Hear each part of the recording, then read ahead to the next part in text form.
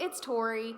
I wanted to give you guys a video on my first month as a VIP Kid teacher and what I think of all of it. I am going to talk about the schedule, how I manage my kids, how I prep, the parents, the students, and last I'm going to talk about payment because I am pretty sure you're going to be surprised by that. So here we go with all of the things I have figured out in my first month as a VIP Kid teacher. Okay, the first thing I want to talk about is the schedule. I was very concerned about it because I have small kids and I just didn't know if they were going to be sleeping through the morning. I was worried about interruptions and what I would do, and honestly, everything has just fallen into place perfectly.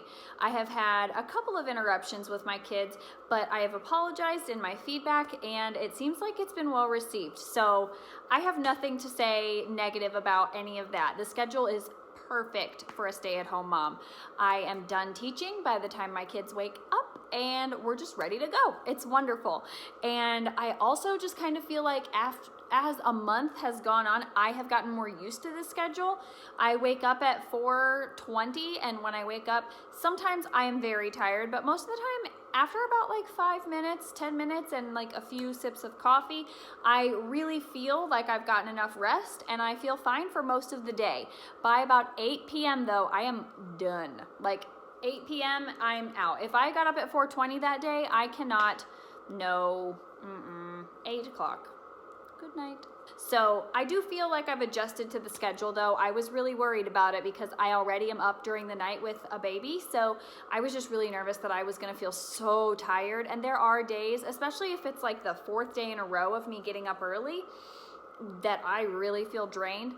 But I have found that as long as I keep a consistent couple of days off a week from waking up really early, I'm good. So sometimes I'll just teach 1 or 2 classes, like from 6 to 7, and that's much better than having to wake up at 4:20 to teach from 5 to 7. So you can just give yourself breaks. It's not a big deal. That's exactly what I've been doing, and I've found that it really refreshes me and makes me feel like I'm ready to go back and teach the next time that I have class. So that's how the schedule has worked for me. The other thing that I really love about the schedule is that I'm free all day long, and that means that when my kids take a nap in the afternoon, I don't have to do work. I can just chill. It's wonderful. I'm done by morning. So I really appreciate that about it as well. I did not want to have to use nap time to do a whole bunch of work or feel like I needed to stay busy. I wanted to be able to use that time to kind of relax, especially after getting up so dang early in the morning. Okay, so number 2 is managing my kids. I have had no problems. Like I mentioned, I did have one day where I was late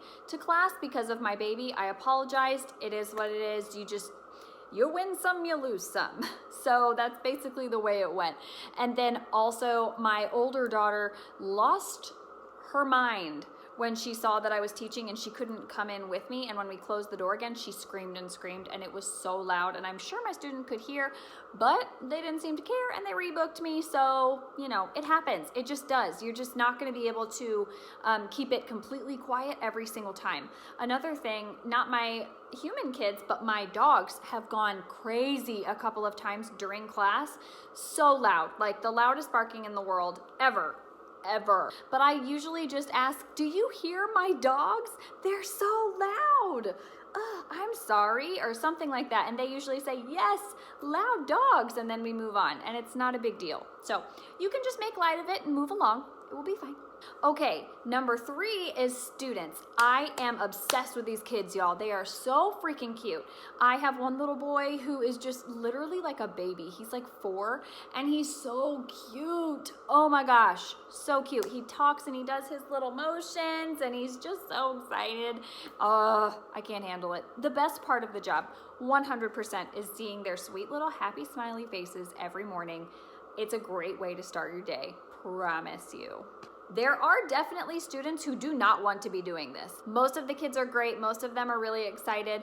Most of them will at least kind of like follow along and do what they need to do. Remember, it's 25 minutes and you can do anything for 25 minutes. That's what I tell myself, 25 minutes. And then also, if I don't really want to teach that kid again, I just kind of, when I fill the feedback out, I fill it out like I would normally. I just don't ask for like feedback from them, and I don't I also don't say like, I would love to teach your student in the future or anything like that. I just give them very matter-of-fact feedback and just move along, because I've got plenty of other kids. So if you have that ability and you can kind of pick and choose the students you want to try hard to teach again, and then other ones that you're kind of like, I could take it or leave it.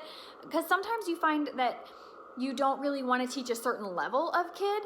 And so like for me, it's like the tiny, tiny ones. I used to be a preschool teacher, but I don't really connect well with trying to be like super bubbly and entertaining and singing the whole time, and just, that's not the kind of teaching that I really want to do. So I really like the level 2 advanced kids, and then I'm starting to really enjoy the level 3 kids. So I'm kind of starting to shy a little bit away from the teeny tinies, unless they're very interactive and want to have conversation with you and are just a little more, I don't know, like actually they want to do it. Like there's so many little tiny kids that you can tell their parents are just trying to get them started, and they're kind of like, I want to go over here and I'm going to go play now, bye.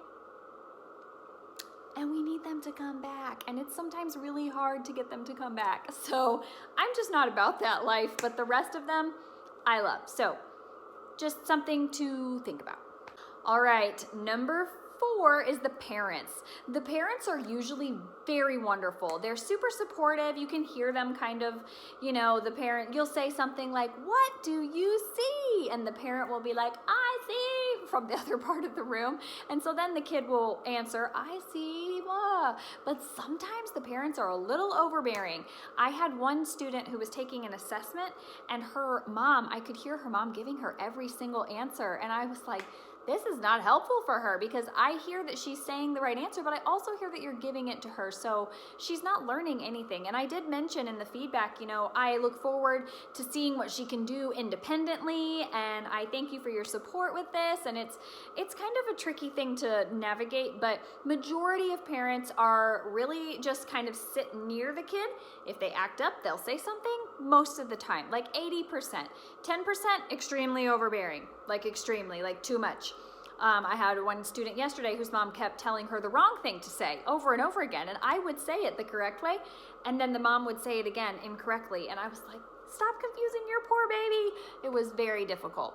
But then also there's another 10% that are drill sergeant parents that want their kid to learn English and learn it right and not mess up, and it's a little intense. But it's very common for Asian culture. So just be prepared. There are some of those parents. And like I came on one day and I hadn't turned my screen on yet, and this little boy was getting yelled at like crazy. And he was just sitting there just, just taking it. And it was so sad. And then I just made it my goal to make him have fun, and he did, and it was great. So you just do what you can with what you're given. All right, number 5 is prepping. So a lot of people talk about how much you're gonna have to prep for this and how much extra time goes into it. And honestly, as the month has gone on, I have to prep less and less, because number 1, I'm seeing the same lessons, like I have already had experience with them. Number 2, I'm figuring out the props that I like to use, and I really like to use the screen. I like to use the screen. I like to circle, say, can you read that? Read that. I like to use my own hands, my body for my props a lot of the time.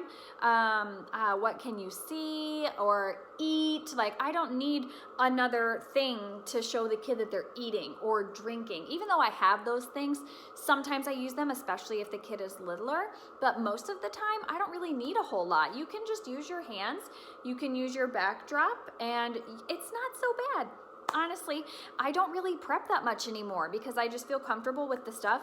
The one thing I do is every day before I teach, I go through on my phone and I look through the PowerPoint, and then if there's something I know I'm gonna wanna supplement, then I get that ready. But sometimes I can just do that in between classes really quickly. It's really not a big deal.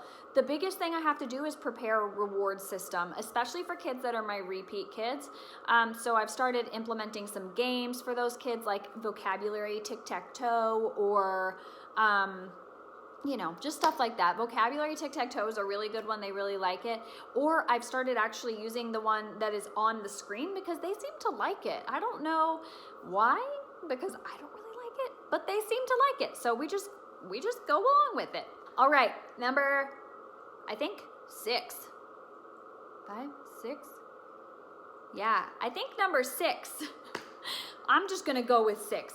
You just go with it. Number 6 is payment. Okay, I know everybody's curious about how much you can make, and I worked about 20 hours a week for the first month, and so I've had 2 paychecks so far, and my first paycheck had no extra incentives. It was just teaching and then like a sign-up incentive or something like that, but it was just regular teaching and then my on-time bonus and then a 50-cent 30 or more classes incentive. So I got like $1.50 on top of my base rate.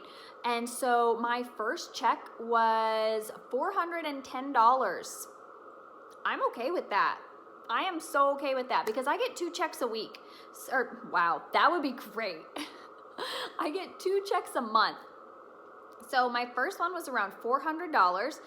Totally fine with that as a supplemental income and as somebody who's just trying to like, you know, tackle some goals and get out of student loan debt and all of that. That is so helpful. So helpful. So that was one of my checks.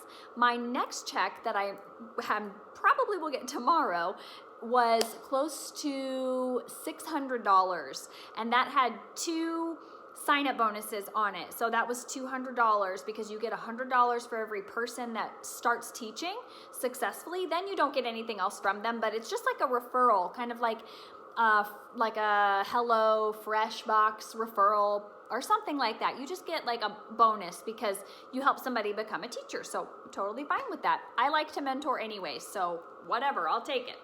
But if I hadn't done that, I would still have made almost $400. So it's you know, at the amount of teaching I'm doing right now, I can make about $800 a month with no extra teaching or with no extra money. So it's really nice. But like my whole first month, I've almost made $1,000 and I'm so fine with that. That's such a good incentive. That's so much more money than we had before as extra income. So I am fine with it. And if you are a teacher and you have to put 2 kids in daycare, you know that that's about how much you bring home. As a full-time teacher out of the house, bringing home work to do at home at night and prepping and doing your own lessons and stress and oh my goodness, y'all. But that is approximately what I was bringing home after paying daycare. And if I was paying daycare for 2 kids, it would be around that much. My mind is a little bit blown.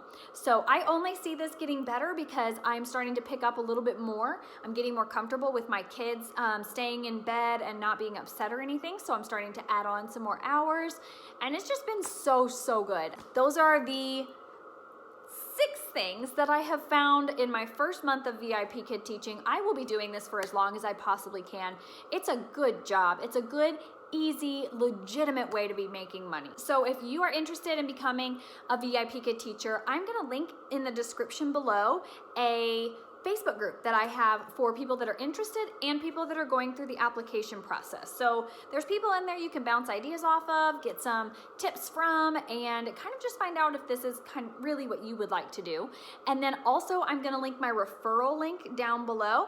And so if you click that and you sign up through that link, it gives me updates as you go through the process. So I can send you emails with tips and videos and everything for each part of your process. So I can help you get hired, basically. And nobody that I've helped has not gotten hired yet. So I'm pretty excited about it. Just let me know if you have any questions. My email is also below, and I'm gonna link a couple more videos that explain VIPKID even more. So anyways, I hope you guys are having a really good day. I'm just really excited about this, and it's been a huge blessing. Also, I don't know if you've noticed, but it's Christmas here, and we had an extra large sum of money to be using for Christmas this year, and that's just a huge deal. So if anybody else is curious about it, please let me know. I would be more than happy to get you started because this has been such a blessing for me and for my family that I just can't, the excitement cannot be contained. Anyways, guys, I will talk to you guys later. Let me know if you have any questions. Goodbye.